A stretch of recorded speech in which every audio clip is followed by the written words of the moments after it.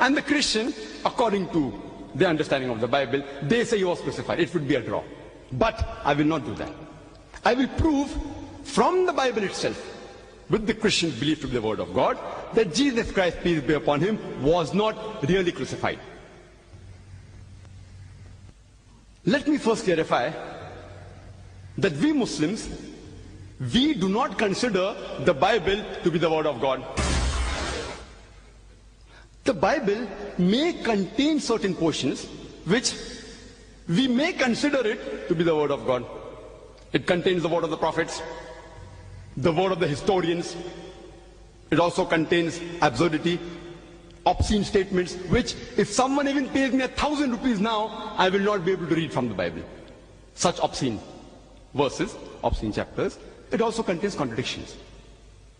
But even though I don't believe that the Bible is the word of God, yet I will prove from the Bible that Jesus Christ, peace be upon him, was not crucified, because Pastor Rockney and many Christians out here, they agree the Bible to be the word of God.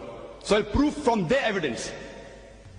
Because the Quran says in Surah Baqarah, chapter number 2, verse number 111, وَقَالُوا لَا يَدْخُلُ الْجَنَّةَ إِلَّا مَنْ كَانَ. They say, the Jews and Christian, you Muslims, you shall never enter Jannah. With all your piety, with all your righteousness, as Pastor said. With all the good deeds, you shall not get salvation. That's what the Pastor said in this talk. It's useless. With all your zakat, with the hajj, with the salah, with the mark on your forehead, you shall never enter Jannah. Unless you be a Jew or a Christian. وَقَالُوا لَا يَدْخُلُ الْجَنَّةَ إِلَّا مَنْ كَانَ هُودًا أَوْ نَصَارَى. Unless you are a Jew or a Christian. Allah says, تِلْكَ أَمَانِيُّهُمْ. This is the wishful thinking. Bakhwas bakhwas, vain desires. Cool, tell them, هَاتُوا بُرْهَانَكُمْ. Produce your proof, in kuntum sadiqin, but if not truthful. Allah says, ask them to produce their proof. If I tell from the Quran that Jesus was not crucified, the Christians, they don't agree the Quran to be the word of God. So we have to ask them, قُلْ هَاتُوا بُرْهَانَكُمْ. Produce your proof, in kuntum sadiqin, but if you're truthful. And the Christians, they have produced the proof, the Bible, as the Burhan. The Christian says, my Bible says this, my Bible says that. My Bible says this, my Bible says that. Let's analyze what does the Bible say. And they've produced this Bible in no less than 2,000 different languages of the world. So let's analyze from the Bible whether Christ was really crucified. And while doing so, whatever conclusion I draw from the Bible need not necessarily be the Islamic viewpoint. Let me remind you that. The conclusion drawn from the Bible need not necessarily be the Islamic viewpoint. The Islamic viewpoint, I have made it very clear, according to Surah Nisa, chapter 4, verse 157, وَمَا قَتَلُوهُ وَمَا صَلَبُوهُ. They killed him not, neither did they crucify him. It's clear cut. The topic, was Christ really crucified? What is the meaning of the English word crucified? According to the Oxford Dictionary, crucify means to put to death by fastening onto the cross. According to the Webster Dictionary, crucify means to put to death by nailing or binding to the cross. In short, for a person to be crucified, he should die on the cross. If he does not die, he is not crucified. What is the meaning of the word resurrection? Resurrection, according to the Oxford Dictionary, means the act or instance of rising from the dead. And resurrection with a capital R means Christ rising from the dead. According to the Webster Dictionary, resurrection means the act of rising from the dead. And resurrection with a capital R means rising again of Christ after his death and burial. In short, for Christ to be resurrected, he has to die. If he does not die, he is not resurrected. Let everyone get this definition, is very clear in their mind. According to Jesus, peace be upon him, he says in the Gospel of Matthew, chapter number 19, verse number 16 and 17, that a person can obtain salvation by keeping the law and the commandments. But according to St. Paul, he nails the laws and the commandments to the cross. Cross, cross, cross, as you heard Pastor sing, cross, cross. He nails the law and the commandment to the cross, as he says in Colossians chapter number 2, verse number 14. And Paul says that salvation can be obtained by believing in the death and resurrection of Jesus, peace be upon him. And he quotes, if you read the New Testament, 1 Corinthians chapter number 15, verse number 14. I give the reference so that people realize I'm not pulling a fast one. I prefer giving references. Otherwise, if I say Bible says this, New Testament says this, in this encyclopedia of more than 1,000 pages, where will you find? To make it easy, I give references. According to St. Paul, 1 Corinthians chapter number 15, verse number 14. And if Christ has not risen from the dead, our preaching is in vain and your faith is in vain. As the pastor said, that all your good deeds, all your charity, without believing in Christ died for the sin, it is useless.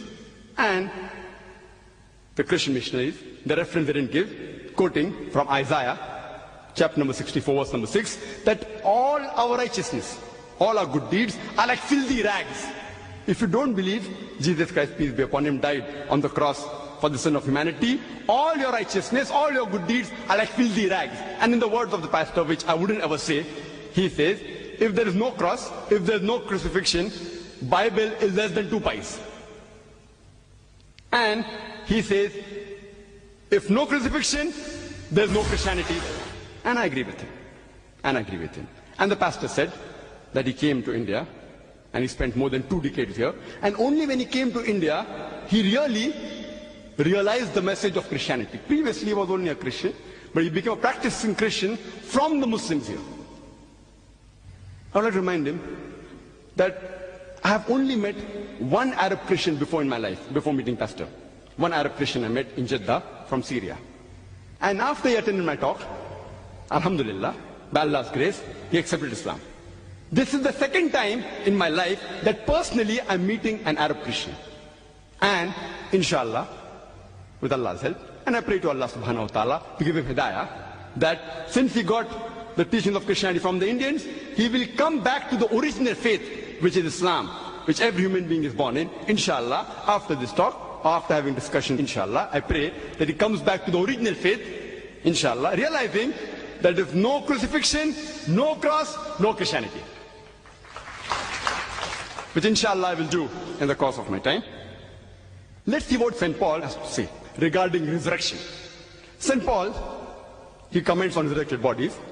In the same chapter where he says if Christ hasn't risen, our faith is in vain, our preaching is in vain. Same chapter, 1 Corinthians chapter 15, towards the end of the chapter.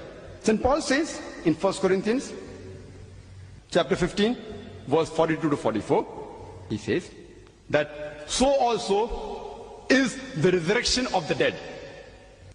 It is sown in corruption, it is raised in incorruption. It is sown in dishonor, it is raised in glory. It is sown in weakness, it is raised in power. It is sown a natural body, it is raised a spiritual body. There's a natural body and there's a spiritual body. According to St. Paul, the resurrected bodies are spiritualized. They are spiritualized. Same is said by his Lord and Master, Jesus peace be upon him, in the Gospel of Luke, chapter number 20, verse number 27 to 36. If you remember the story of a woman who had 7 husbands, and the Jews come with a poser to Jesus peace be upon him. And it's a Jewish practice that if a man marries a woman, and if he dies without leaving any children, the second brother marries the wife of the deceased brother, so that he can give her his seed. If the second brother dies without leaving any children, the third brother marries, so on and so forth. So here they come with a poser that this woman married 7 brothers one after the other. And all of them had her here.